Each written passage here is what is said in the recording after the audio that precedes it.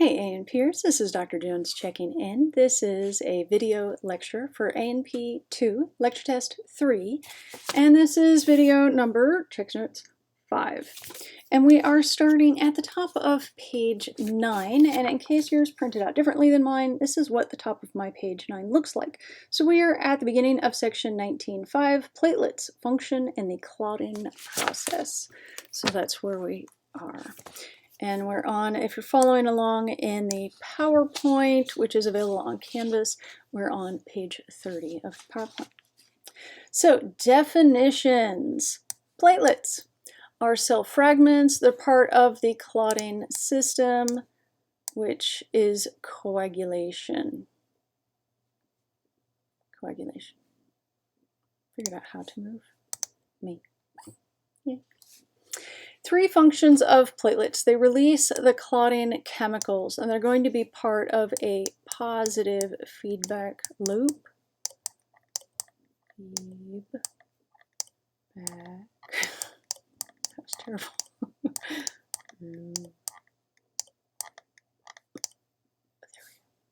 Positive feedback loop. They release the chemicals that attract platelets, that release the chemicals that attract platelets, that release the chemicals that attract platelets, and on and on and on until you quit bleeding. So it's a positive feedback loop because unlike negative feedback, which gets too hot, make it not hot, gets too cold, make it not cold, do the opposite whatever's wrong. These keep going on and on and on where it feeds itself until the problem is solved, or in this case, the problem is solved when you stop bleeding. It temporarily patches damaged vessel walls and reduces the size of a break in a vessel wall, and we'll talk about how it does that when I have a better picture for it. You also need, those are the 3 bullets. Sorry, before that, before the 3 bullets, the platelets last 9 to 12 days in the bloodstream. They're removed by the spleen, which is a blood filter. Some other blood filters are the liver and the kidneys, but it's the spleen that removes old and damaged platelets. There are roughly 350,000 platelets per microliter of blood, and 1/3 of your platelets are held in reserve in your spleen and other organs. And then 3 bullets, and then here is your picture of platelets. Again, they are not thrombocytes in humans. In other animals, they are thrombocytes because the platelets are full cells, but we have platelets, not thrombocytes. Okay, but making platelets is still called thrombocytopoiesis. I'm not sure how we ended up with pink, but we're going with it. So thrombocytopoiesis is when you make platelets. Excuse me, I got nose tickle. Okay, we're good. So thrombo means clot, cyto is cell, and poiesis is making. So making clot cells.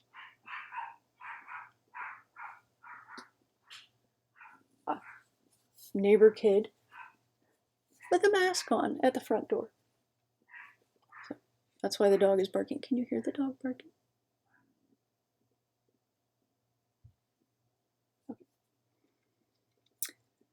Let's see. Okay, and then thrombocytopoiesis, you make a megakaryocyte. Mega is big. Karyo means body, and cyte, of course, is a cell. So it's a big body cell. And megakaryocyte activity and platelet formation are stimulated by TPO, which is thrombopoietin, as opposed to EPO, which was erythropoietin that makes erythropoiesis. TPO, thrombopoietin, makes thrombocytopoiesis. It's not terribly fun to say, but thrombocytopoiesis. It does sound impressive if you can say it well. So there's that. And also, you need multi-CSF and interleukin-6, which is IL-6. So you need multi-CSF, interleukin-6, and TPO to make platelets. Hemostasis is yet another term for blood clotting. Hemo, blood, stasis, halt, blood halt. So clotting, blood clotting, also called coagulation. I'll think of it.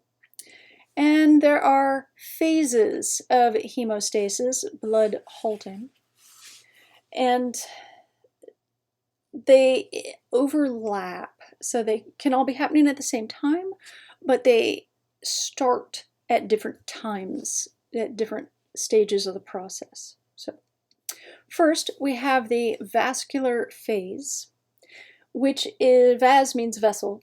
The vascular spasm lasts about 30 minutes, and this period is called the vascular phase. And so what this does is it decreases the diameter of the cut so that it's easier to clot. So next, the platelet phase begins within 15 seconds after the injury occurs. Platelet adhesion is when the platelets stick to the exposed surfaces. So the platelets stuck here are platelet adhesions. And platelet aggregation is when platelets stick to other platelets, like seen here. And that forms a platelet plug, which is a plug of platelets.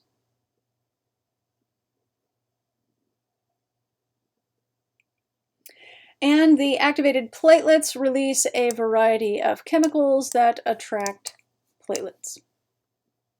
So that happens. That's the positive feedback loop. Next, the coagulation phase begins 30 seconds after the injury occurs. Page 10 in the note set. The clotting factors fill in the blank, include calcium, let's see calcium on here, include calcium and proteins, and many of them are proenzymes. My son is outside with a mask on, but no shirt, just a pair of jeans.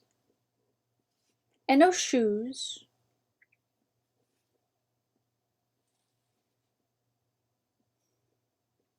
But at least he has a mask on. It's COVID times. You don't go outside without a mask on. Not with friends around. Okay, proenzyme, which activate each other in chains or cascades.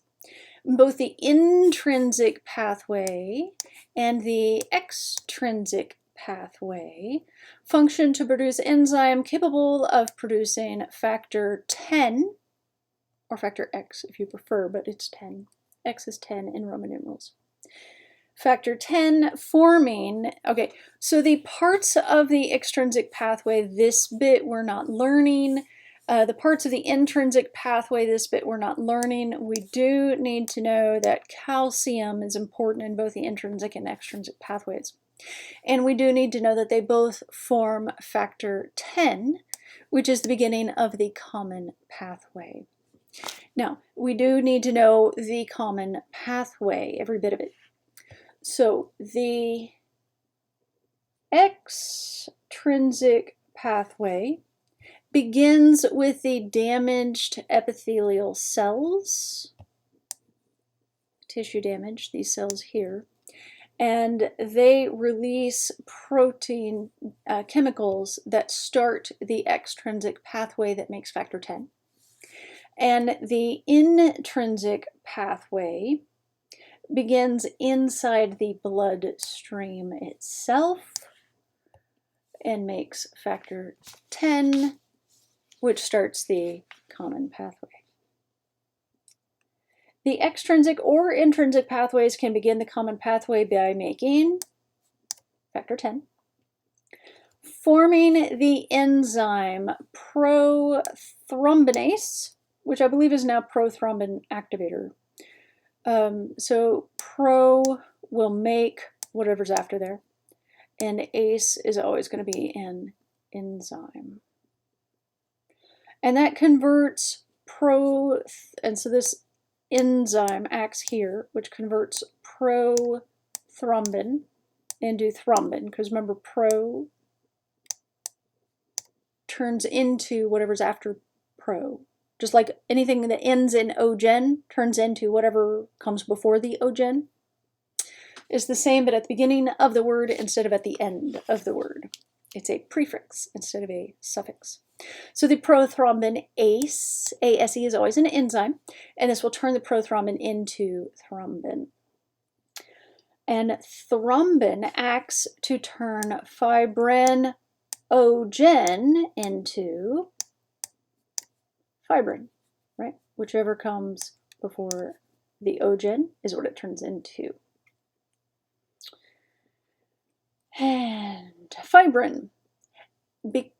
Okay, fibrinogen is a soluble fiber, which means in liquid, it's dissolved in liquid, just like when you pour sugar into hot water and it dissolves, it becomes part of the liquid. It's sugar water now.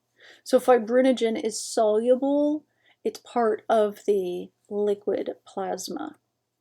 And the fibrin is insoluble.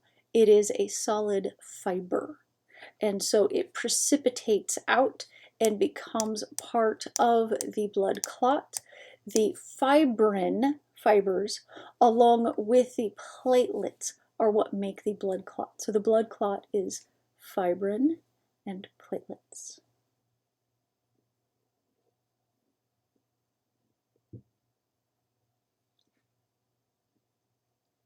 Okay.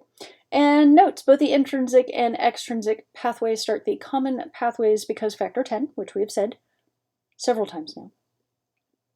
Feedback control, given that blood clotting is a positive feedback loop, what keeps the entire bloodstream from clotting? So how do you keep this from taking over and clotting out your whole bloodstream? You have anticoagulants and heparin and all kinds of things built in to keep the blood clot only at the injury site. And notes, vitamin K is needed, and vitamin K is made in the liver. No, vitamin K is needed for the liver to make the clotting factors. Sorry, I said that wrong. And the bacteria in the intestines make half your vitamin K, and you eat half of your vitamin K. And babies get vitamin K shots, and by babies I mean newborns. So usually the same visit where they do the heel stick, where they take a few drops of blood to see if baby has any of the fairly rare enzyme deficiencies. But it's worth testing for them, because on the off chance that your baby has them, by the time you have symptoms, you have permanent neurological damage and mental deficiencies. So that's why they take a few drops of blood from baby, and they kind of have to be screaming for it to work. I know it sucks. It's terrible, I know. And they take a few drops of blood from baby's heel to test for these 3 enzyme deficiencies so that you can avoid feeding baby any of those enzymes before there are permanent repercussions. And about the same time, usually the same visit, they will give a vitamin K shot. Vitamin K is to help with blood clotting because baby doesn't have all the intestinal bacteria yet to develop it. Vitamin K is in the formula, and there are small amounts of vitamin K in breast milk, but not as much. And so it's important to get the shot of vitamin K to make sure that especially our breastfed babies do not die of hemorrhaging. So it's rare that it happens, but it happens enough that you don't want it to happen to your babies. So have the enzyme tests, and there is a good reason for it. And get the vitamin K shot, there is a good reason for it. There are a number of tests that they do that I don't think there's a good enough reason for, that I would never do, like an amniocentesis, has a 1% chance of causing death to the baby. And 1 out of 100, that's 1%. That's far too many for me. But that's a choice that every mama, every family has to make for themselves based on their risk factors and age and all of that. Past a certain age, the doctors are legally required to offer you the amniocentesis, and if that's important information for you, then you should do it. For me, it wasn't important information that it tested for, and it didn't matter either way, so it wasn't worth the risk. So it's a very personal choice, but again, informed consent. Make sure you know all the pros and all the cons of all the tests before you decide to do it. The amniocentesis, there's a 1 in 100 chance, there's a 1% chance of it killing the baby. A blood test where you've got a heel stick, there's not a 1% chance of it killing the baby. There's a remote risk of infection, but not a very high risk. Certainly not a 1 in 100 risk of death. So, informed consent all the way. Know all the pros and all the cons.